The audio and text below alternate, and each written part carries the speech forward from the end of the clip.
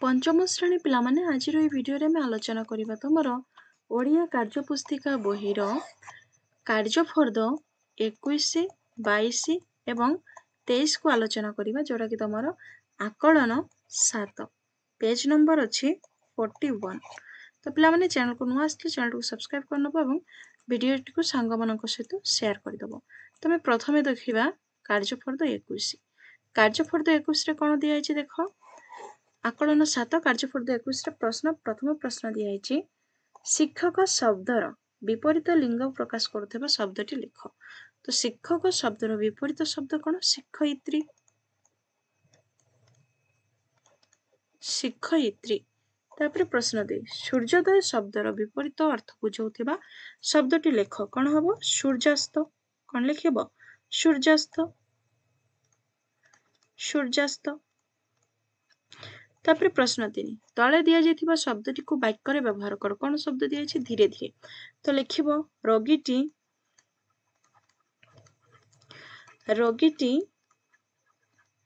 धीरे धीरे सुस्थ हेउची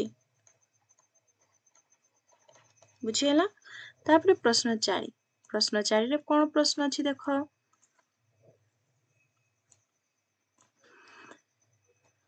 तल वाक्य रे गीता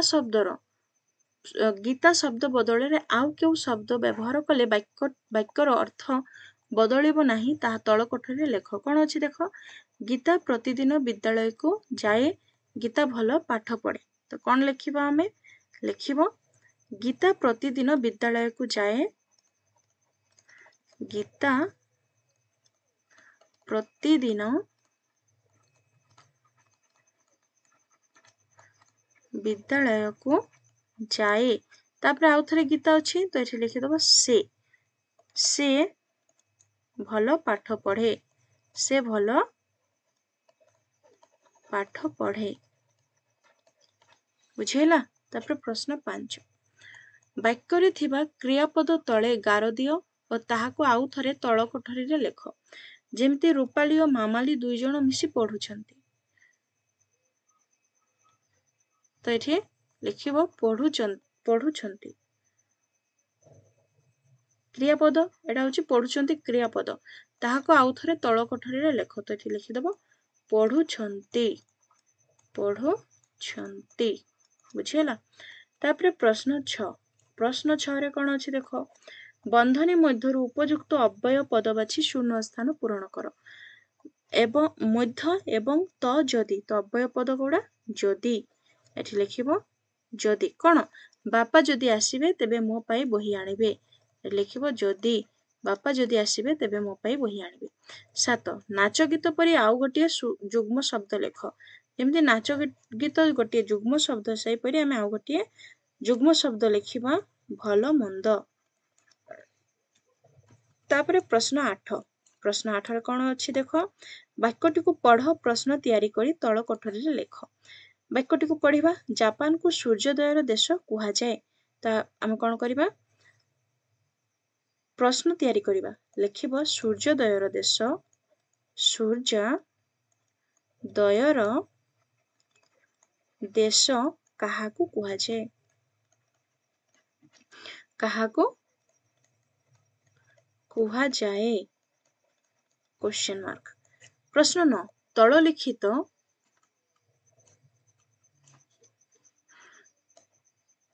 लिखित शब्दटीर संपर्क थिबा शब्द को बंधनी मध्यरु बाछि तल कोठरी रे लेख। जेमिति शब्द कोन अछि असह तो कोन आनंद अछि दंड जंत्रणा स्वर तार अर्थ हो कोन जंत्रणा एच लिखिदब जंत्रणा बुझि पाइलो। तापर हमें नेक्स्ट प्रश्न को जिबा। नेक्स्ट प्रश्न कोन अछि कार्यफर्द 22 रे कोन दिया अछि देखो शिक्षण कार्य 1 रे दिया अछि आस तळे लेखा जाइथिबा गीतटी को गाइबा।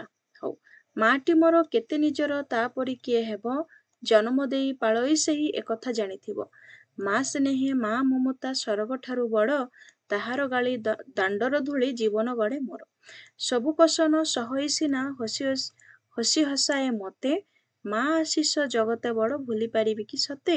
ମା ମୋ ମା ମୋର ଅତି ନିଜର ତାପରି କେହି ନାହିଁ, ତା ପଣତ କାନି ମୋ ପାଇଁ ସାହା, ଭାଗ୍ୟବାନ ଯେ ମୁହିଁ। ତାପରେ ଦେଖ ଶିକ୍ଷଣ କାର୍ଯ୍ୟ 3 ଦିଆଯାଇଛି। ମା ସବୁ କଷ୍ଟ ସହି ଆମକୁ ହସାଏ, ଭାଗ୍ୟବାନ ଯେ ମୁହିଁ ଦିଆଯାଇଥିବା ପାଦକୁ ଗଦ୍ୟ ଆକାରରେ କୋଠରୀରେ ଲେଖ। ତ ଲେଖିବା ଆମେ ଫାଷ୍ଟ ମା ସବୁ କଷ୍ଟ ସହି ଆମକୁ ହସାଏ। ମା ସବୁ କଷ୍ଟ ସହି ଆମକୁ ହସାଏ କଣ ହବ? ଲେଖିବ ମା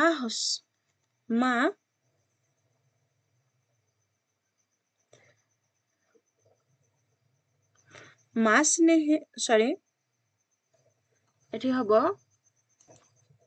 ମା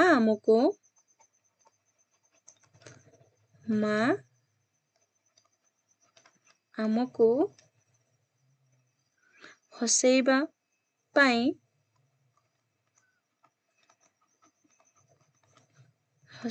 ପାଇଁ ସବୁ କିଛି ସହେ। ହେଲା, ଭାଗ୍ୟବାନ ଯେ ମୁହିଁ ଲେଖିବ ମୁଁ ଭାଗ୍ୟବାନ ଅଟେ, ମୁଁ ଭାଗ୍ୟବାନ ଅଟେ। ତାପରେ ପରବର୍ତ୍ତୀ ପ୍ରଶ୍ନକୁ ଯିବା। ଶିକ୍ଷଣ କାର୍ଯ୍ୟ 3। ଶିକ୍ଷଣ କାର୍ଯ୍ୟ 3ରେ ପ୍ରଶ୍ନ ଅଛି ଦେଖ, ପଦ୍ୟରେ ବ୍ୟବହୃତ ଶବ୍ଦ ଗୁଡ଼ିକର ଗଦ୍ୟ ରୂପ ତଳ କୋଠରୀରେ ଲେଖିବା। ଜନମର ଗଦ୍ୟ ରୂପ କଣ ହବ? ଜନ୍ମ। ପାଳଇର ଗଦ୍ୟ ରୂପ କଣ ହବ? ପାଳନ କରେ।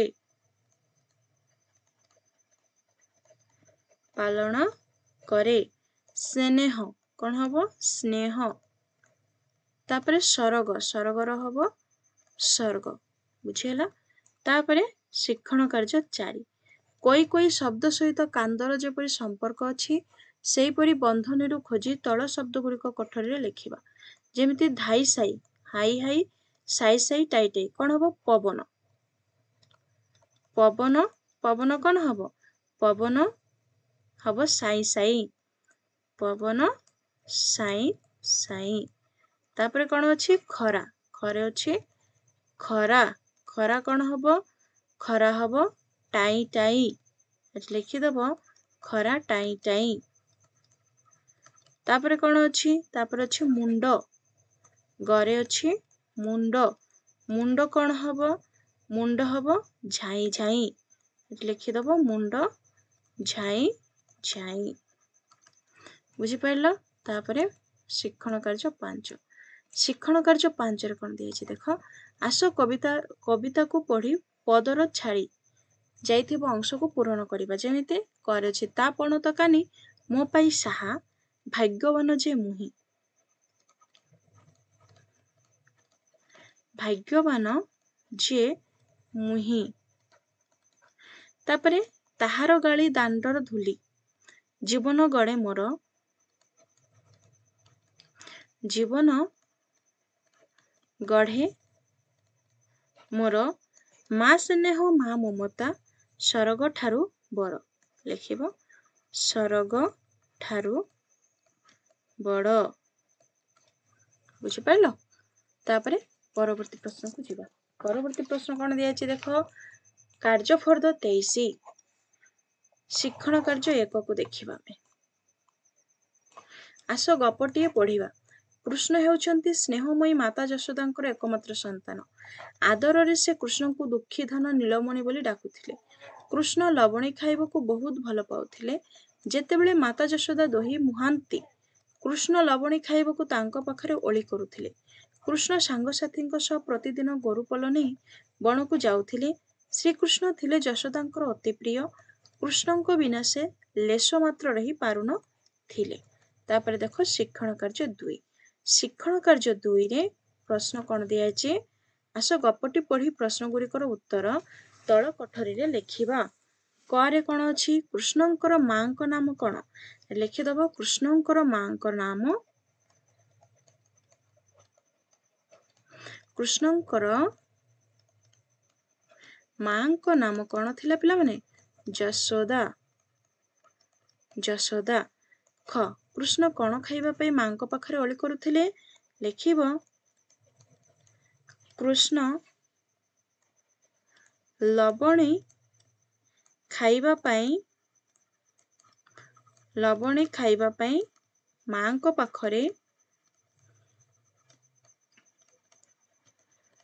पाखरे ओଳି କରୁଥିଲେ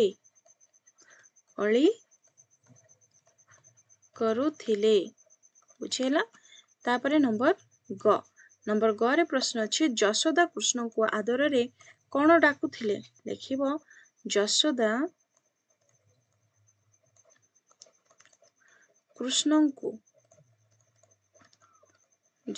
कृष्ण को आदर रे दुखी धन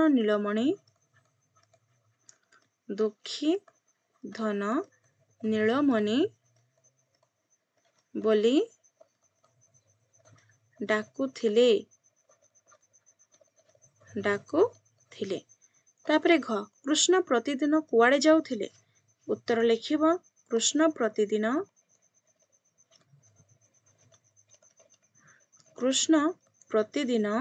गोरुपल नेई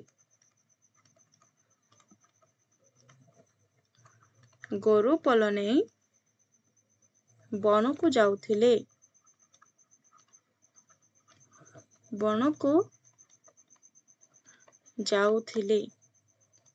लिखिदेल। तापरे परवर्ती प्रश्न को जिबा। परवर्ती प्रश्न कौन अछि देख शिक्षण कार्य 3 तले दिया जाइथिबा उभय कोठरीर संपर्कित शब्द को जोड़ी पाख कोठरी रे लिखिबा। एकमात्र कौन हबो एकमात्र संतान हैला लिखिदबो एकमात्र संतान।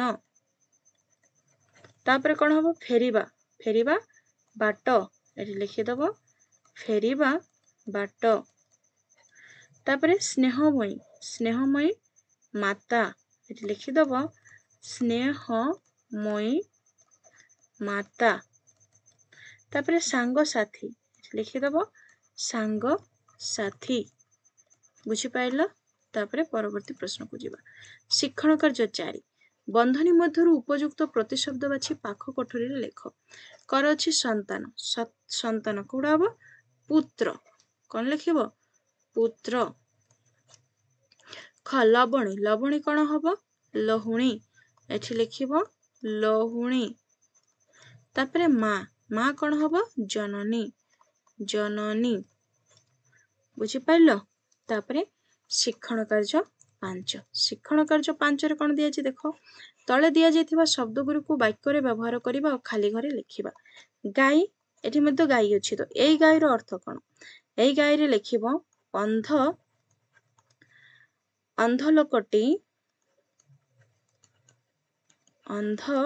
लोकटी गीत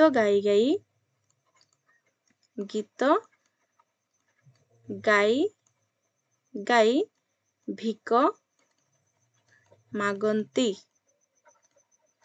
बुझिहेला। तापरे एई गाई रो अर्थ होची कोन मु वाक्य रे लिखि दउची तुम बुझी पारिबो होला। काली गाईर क्षीर मिठा। तापरे स्वर लिखिबो शिकारीटी धनुषर संजोग करुछि।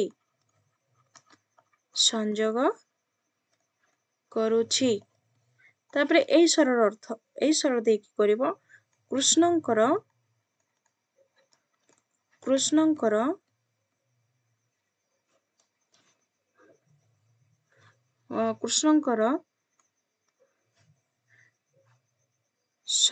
कृष्णंकु स्वर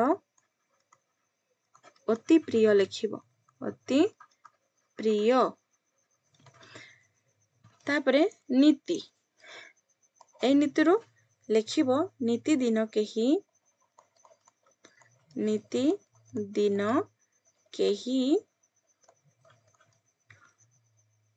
दान दियंती नाही।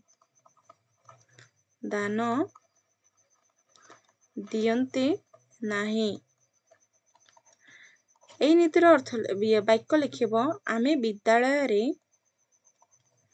आम विद्यालय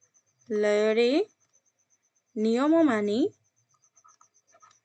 आमे विद्यालय नीति नियम मानिबा नीति नियम मानी चलिबा बुझिला